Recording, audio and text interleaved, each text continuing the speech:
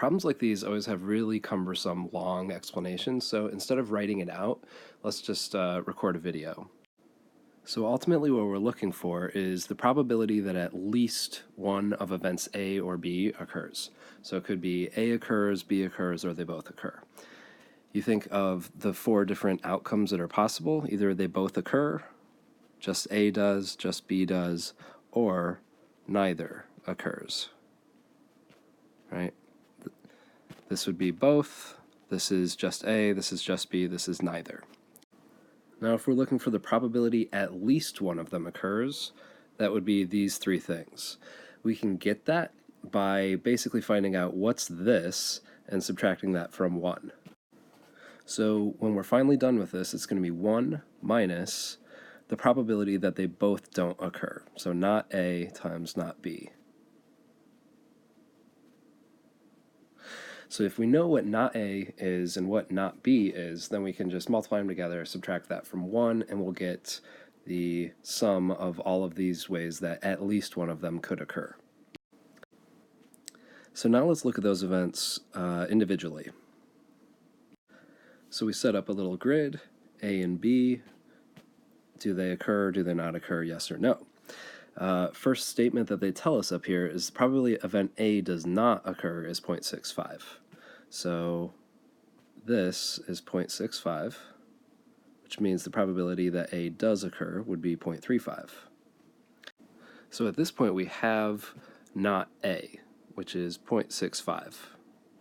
It's going to be 1 minus 0.65 times whatever not B is. So we still need to find out what is not B. And we can get that from the next statement.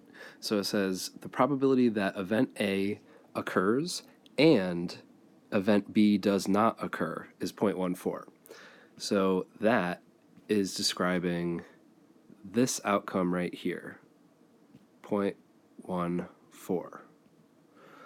So A occurs and B does not occur. That and means we're talking about the outcome of two separate events. Independent events. A occurs and B does not occur is 0.14. If we write that as an equation, we can get what not B is. So A times not B equals 0.14. We know that A is 0.35, right? This is A does occur times whatever not B is 0.14. So let's replace A with 0.35, and we get 0.35 times not B equals 0.14.